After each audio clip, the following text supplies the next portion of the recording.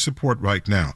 888-376-9692 or WNYC.org. There's a donate button there, George. Folks can just go there and wear it out. It's quick and it's simple. Yes, wear it out, please. We're asking you to be one of 10,000 listeners to give to WNYC during this spring membership drive. We believe it's important for everyone to be able to hear high-quality journalism. We're committed to the truth and building a more informed society. WNYC doesn't provide the news to make a profit, and there's no paywall. There are no subscriptions. You make it happen here at WNYC, and we need you to come through with your pledge of support right now to 888-376-9692 or online at WNYC.org. Ty from Lakewood, New Jersey came through with a contribution this morning, and I love what Ty says. It's worth my donation to hear Michael chuckle when some news event tickles him. Donate for Michael's chuckle, people. There's that chuckle. I don't know about you. I love Elmo, but I am Team Michael Chuckle as well. 888-376-9692. Become a member of Team Michael Chuckle now. 888-376-9692 or online at WNYC.org.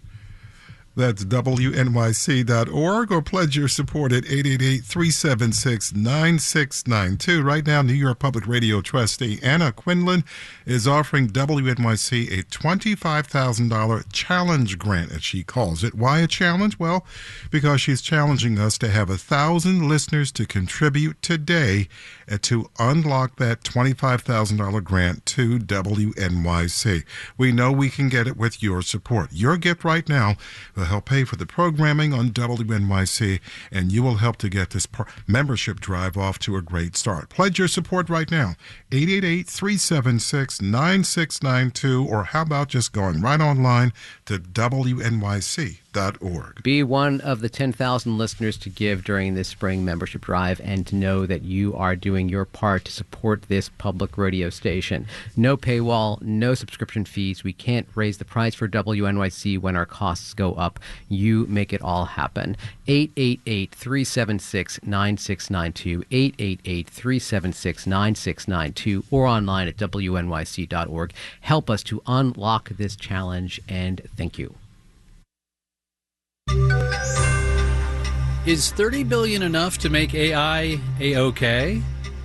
Marketplace Morning Report is supported by C3 Generative AI. C3 Generative AI enables rapid access to secure, traceable, hallucination-free insights from enterprise systems, all while using any LLM, helping enterprises turn the invisible into the obvious. Learn more at c3.ai. I'm David Brancaccio in New York. A bipartisan group of senators today released recommendations for developing and regulating artificial intelligence. They want the federal government to spend about $30 billion over 3 years on shaping technology that could bring great bounty, but could also cause great harm. Marketplace's Nova Safo is here with more. Yeah, these group of senators includes Democratic Majority Leader Chuck Schumer. They say China is outpacing the U.S. in responding to developments in artificial intelligence technologies, and the U.S. must speed up its response. They also want to catch up to the European Union, which earlier this year, as we know, enacted sweeping new AI safeguards, especially for use in arenas such as medicine, infrastructure, and policing.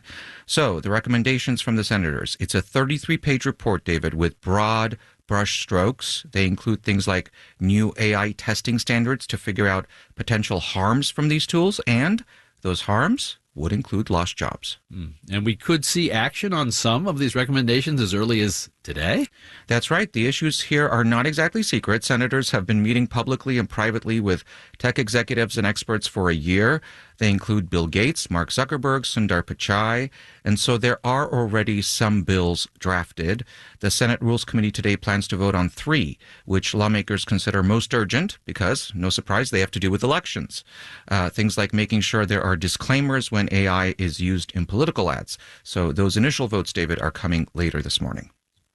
Nova, thank you.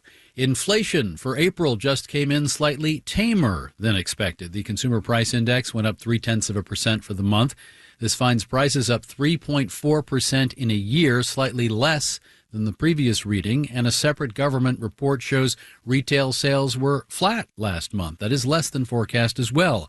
Now, back to the CPI, excluding food and energy. The core rate rose year over year at the slowest pace since April of 2021.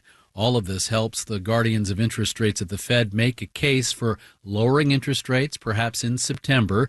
The bond market likes these reports this morning, pulling the 10-year interest rate down sharply to 4.35%.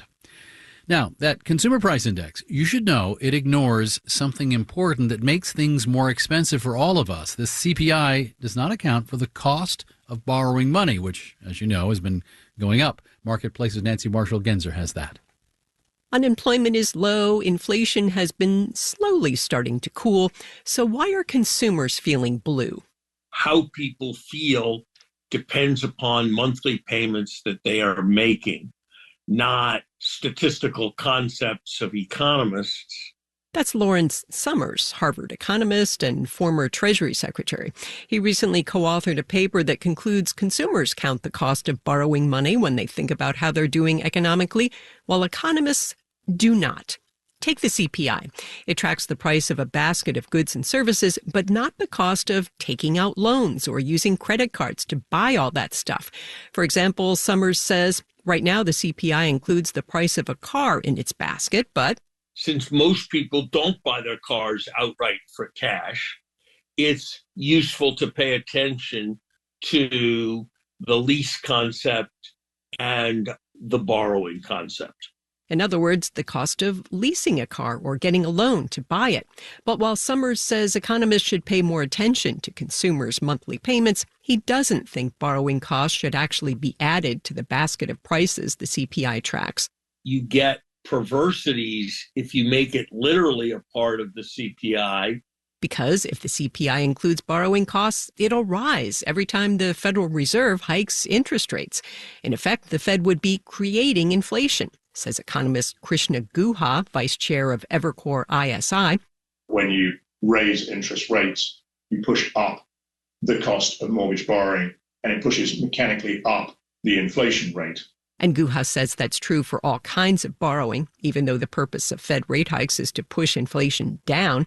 And including the cost of money in the CPI would give Fed Chair Jerome Powell a big communication headache, says Ann Owen. She teaches economics at Hamilton College and is a former Fed economist. It would definitely cause complications for explaining monetary policy, and that's not trivial. Owen says borrowing costs were part of the CPI at one point, but they were gradually removed starting in the early 1980s to avoid this kind of confusion. I'm Nancy Marshall-Genzer for Marketplace. Back to the market screens. Dow futures are up 0.4%, S&P futures up 0.5% after the Nasdaq index closed at a record high yesterday. Nasdaq futures are up 0.4% now.